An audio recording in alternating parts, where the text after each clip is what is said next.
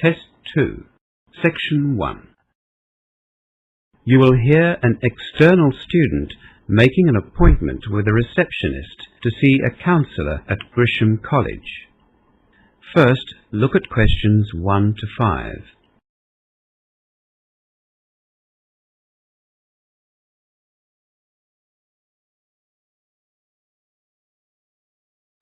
You will see that there is an example already done for you.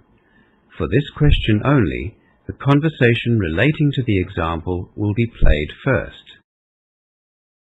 I'd like to make an appointment to see a student counsellor. Yes, certainly. Are you a student at the college? Yes. I'm studying linguistics, second year. Right. I'll just get a few details. Jack said that he is in his second year, which means he is a current student, so B is the correct answer. Now we shall begin. You should answer the questions as you listen, because you will not hear the recording a second time. Now listen carefully and answer questions 1 to 5. I'd like to make an appointment to see a student counsellor. Yes, certainly. Are you a student at the college? Yes. I'm studying linguistics, second year. Right. I'll just get a few details. What's your student number? 027-8804. 027-8804. And there should be 3 letters on the end of that. Oh, yes. Ext. I guess that means external? Yes, that's right. Jack Larissy, is that right? Yes, that's me. What's your date of birth, Jack? 2nd of May, 1979. Are you still living in Malden? No, I moved to Chelmsford last week, actually. What's your new address, then? 17 Roxford Avenue, Chelmsford. Is that ROCKSFORD?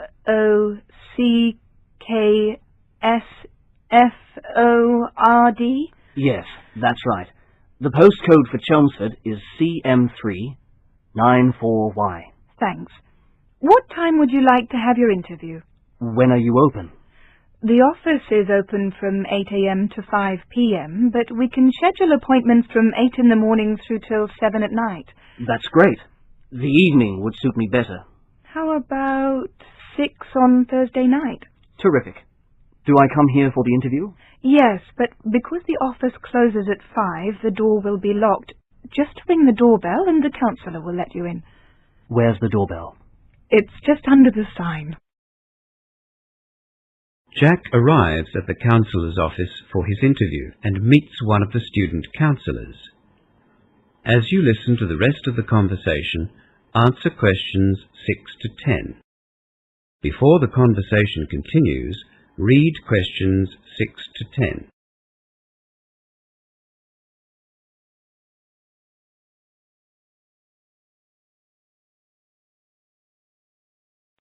Hi, you must be Jack. I'm Ellen Short, one of the student counsellors at Grisham College. Nice to meet you, Ellen. I see you're an external student, Jack. Do you find it difficult to do your assignments without going to lectures? Oh, not really. We get really good study guides that have all the information we need, but we can also contact the lecturers by phone or email. It's been a great course. That's good to hear. Now, what can I help you with? I'd like to talk about my career options. I'm teaching French at the moment and studying linguistics, but I've been offered a research position at the university. I really don't know whether to take the position or not. Oh, I see. Do you enjoy teaching? Well, yes, for the most part, I do. I find teaching very satisfying. It's great to see students do well. And, of course, I love the summer holiday. 6 weeks at the end of the school year is fantastic. Yes, but you'd get a long summer holiday at the university, wouldn't you? Yes, I think it's an even longer period. Is there anything that you don't like about teaching? Oh, yes. Lazy students who don't want to do any work, or the ones that behave badly and disturb the rest of the class. That can be very difficult. I guess I am a little tired of teaching. The pay for teachers isn't very good either. In fact, I find it difficult to save any money from my salary. I see. So what do you think the advantages of working at the university will be? Well, as I said, it's a research position, which means I wouldn't be teaching. It would be nice to have a break.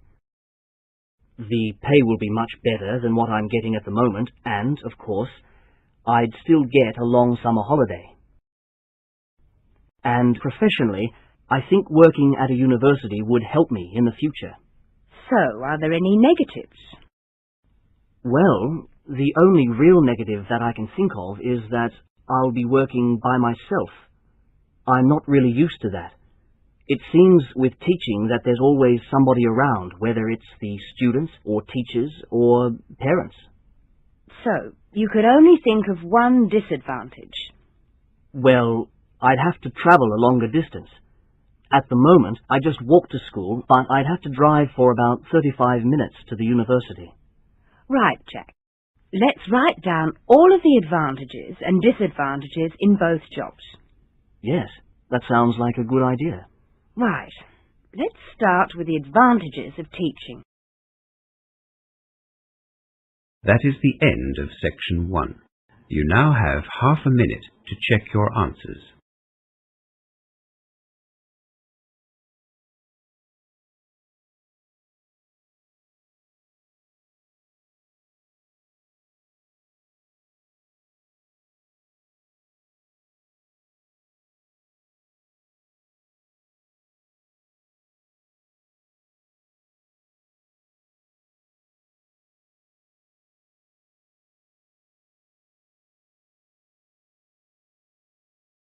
Now turn to section 2 of your listening question booklet.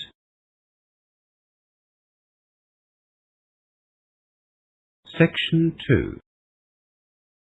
You will hear Constable Andrew Gray talking about a problem in the Darlinghurst area to a group of international students at the University of Technology International Centre. As you listen to the talk, answer questions 11 to 15. Before you listen, look at questions 11 to 15.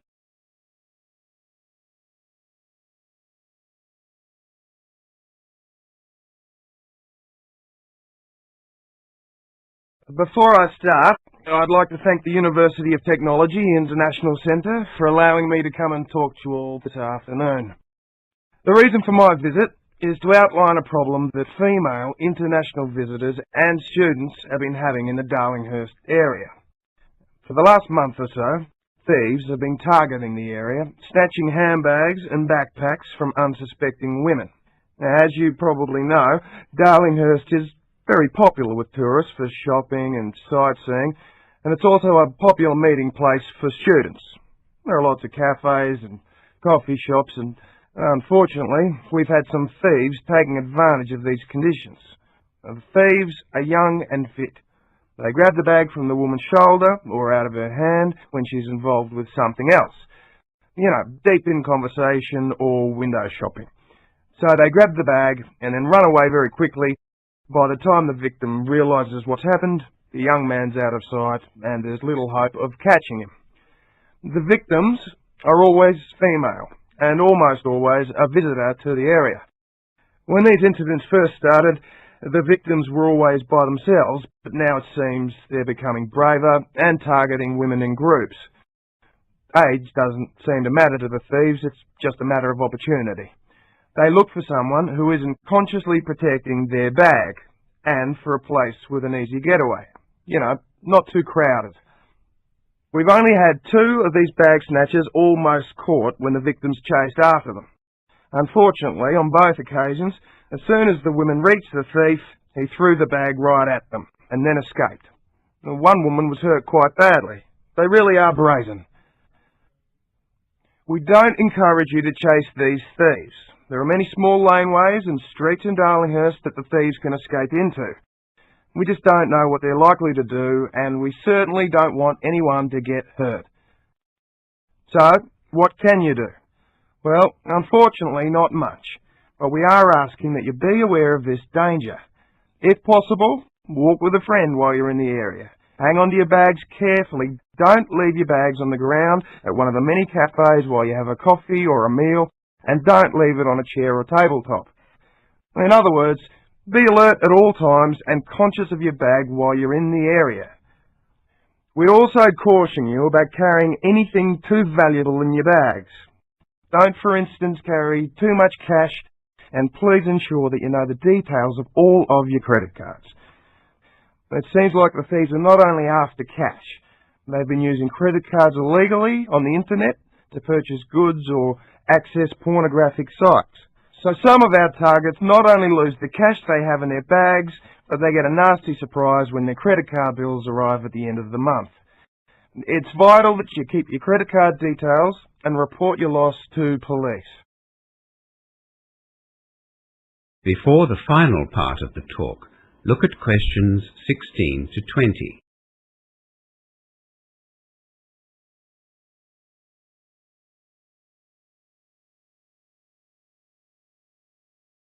Now you will hear the rest of the talk. Answer questions 16 to 20. If you take these precautions and still get robbed, please contact your nearest police station. You can, of course, come to the Darlinghurst police station, but this isn't necessary. The police will need to get certain details. In particular, your name, your contact phone number, and the time that the robbery took place. We'll also ask you for the exact location of the incident. Please take note of the nearest cross street or laneway. A lot of the victims haven't been able to tell us this, but it is vital if we're going to catch these thieves. Or try to remember the name of the nearest shop. We are trying to establish any patterns to the thefts. We will also need a full description of the bag or article that was snatched. Most of the bags are found discarded nearby with the cash and credit cards gone. Obviously, you'll need to cancel your credit cards as a matter of urgency. The only protection you have against being made responsible for illegal use of your credit card is if you report the card stolen before the thieves can use it. We are confident that these thieves will stop their practice if we show that we're aware of their presence and limit their profits. The Darlinghurst Police have some plainclothes female detectives in the area now, and we're sure to catch them. Getting accurate locations of these incidents is vital. It's not our intention to frighten any of you, but we do want you to be aware of the problem and hopefully avoid any trouble. Are there any questions? That is the end of section 2. You now have half a minute to check your answers.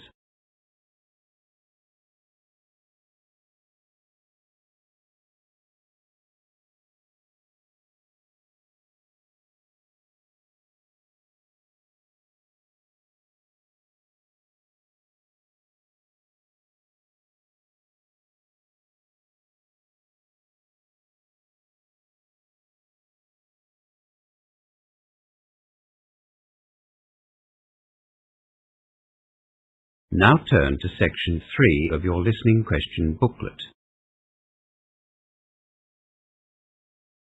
Section 3. In this section, you will hear two students talking to their tutor about a presentation they are going to give. First, look at questions 21 to 30.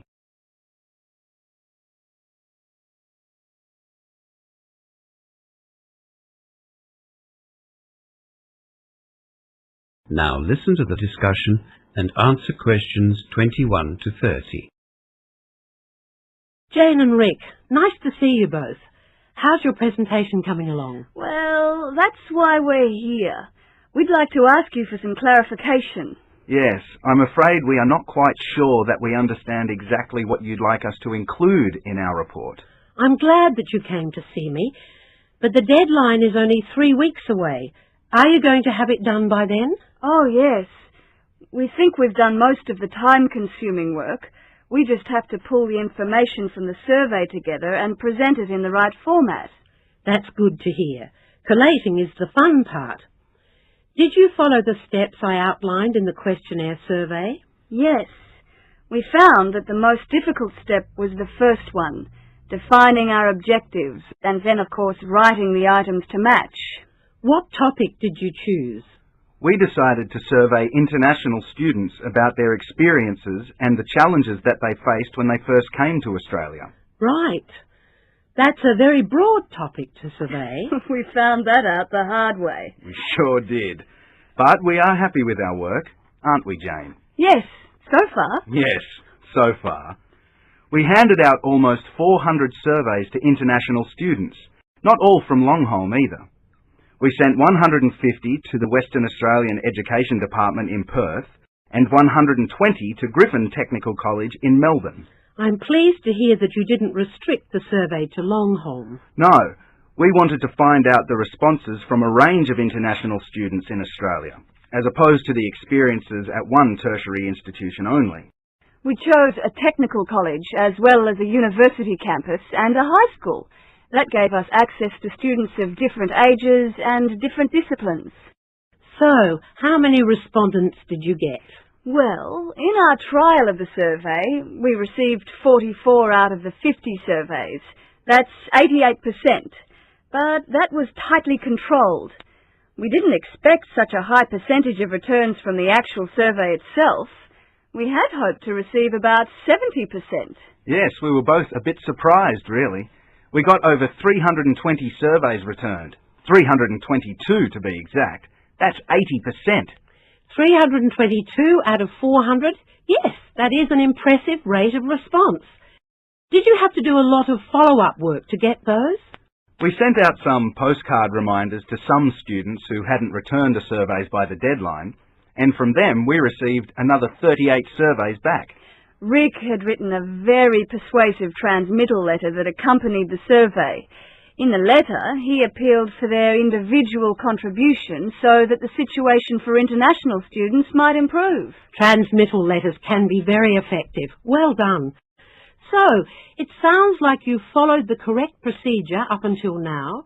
You set your objectives and wrote items to match those objectives. You gave out trial surveys, collected them, chased the late surveys. I hope you had also analysed your pre-test trial results before sending out the actual surveys. Yes, analysing the data from the trial survey was very useful. We checked all of the responses to each item in the pretest and found a pattern in some items that had been left unanswered. We rewrote those items that were ambiguous or open to different interpretation. The actual survey worked better because of this. Trial surveys can be invaluable. So, you sent out your transmittal letters with the survey and got a high percentage of responses. You shouldn't have any problems making general conclusions for your survey. Yes, we have collated all of our data, which took ages after we received the actual surveys back. We haven't started to make conclusions yet because we are not sure how to begin our report. You've done the majority of the work, as Jane said, the time-consuming part. It'll probably help you to know the 3 main criteria I'll be using to mark your presentations. The first is the quality of your questions' objectives. Make sure that you don't give me aims of the survey. I want clear objectives for each item. The second criterion is the quality of the items in your questionnaire. Well, we are quite confident with the items. We analysed the pretest trial quite thoroughly. Yes, you have already completed that section, obviously. The third criterion will be judging the quality of your analysis of the data and the conclusions that you draw. This is always the most interesting part of the presentations for me. Should this include percentages and tables and graphs to display the data? Absolutely. Make your conclusions as visual as possible. They should be easy to read and easy to follow. Ensure that the tables and graphs are clearly labelled with appropriate headings and only include relevant data. That's great. Thank you very much. We know what we need to do next. Yes, thanks a lot. My pleasure. I look forward to seeing your presentation in March. That is the end of section 3. You now have half a minute to check your answers.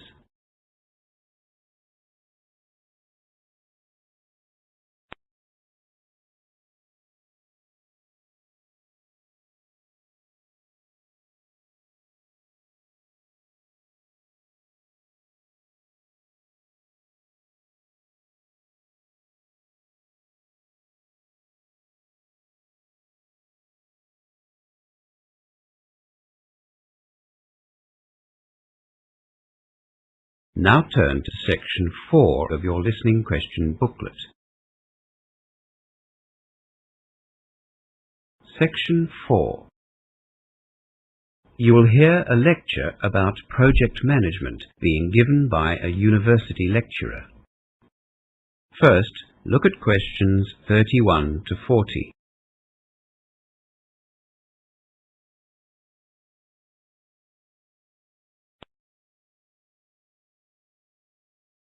Now listen to the lecture and answer questions 31 to 40. I'd like to begin today with a quick review of last week's lecture. We saw the definition of project management as something which has a clear beginning and a clear completion date with goals, a budget, and a schedule. We saw its presence in the private and public sectors in many different industries. You'll also remember that we outlined the life cycle, as it were, of a project and looked at the first of a 4-stage cycle, establishing the limits of the project. Today we're going to talk broadly about the second stage of project management, developing a plan for the project. Next week we'll focus on the implementation of the project, and then the final stage, its evaluation. Let's get started on today's topic though, planning the project. The success of a project will depend on the skills and care which you put in at this initial planning stage. Planning is not only necessary in terms of budget or cost, it's also crucial that you consider the time frame of a project and the standards which you'll be expected to provide. These 3 elements are, of course, integrated. Project planning is best conducted as a team. You might have to take responsibility for handing over the final plan, but without a team behind you, you'll find it almost impossible to plan effectively. We'll discuss budgetary planning firstly, because that is, of course, what you are most likely to be evaluated on by your own manager. Before drawing up a budget, you'll need to understand the time frame involved to carry out the work and the standard of delivery at which the labour and materials are to be supplied. Now, this is arguably the most difficult to plan for. You'll never plan completely accurately for a project in terms of money, but you will become better at planning realistically.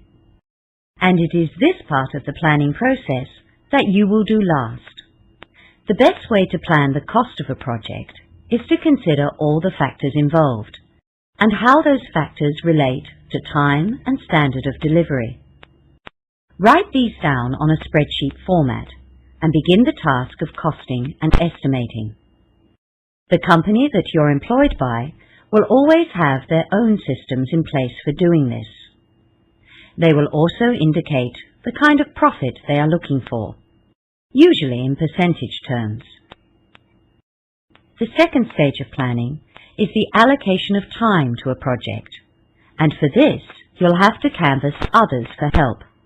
Only by asking the advice and opinions of those with expertise in the field will you be able to establish the size of each unit of work to be completed and the order in which those units of work should be carried out. Remember that some units of work may be done simultaneously, but many cannot. In your tutorials this week, you'll be introduced to the Gantt chart. That's G-A-N-T. This method of planning project activities has been very successful in the field of project management. The complete set of tasks involved in a project are identified and then planned in relation to each other. You'll soon discover that organizing and prioritizing activities is quite an art form. The third part of your planning, as I said, will affect your money and time considerations, and that is the standard of delivery that the project demands. These standards will be outlined in the tender documents, if they've been your guide or the master plan from which you're working. Always make sure that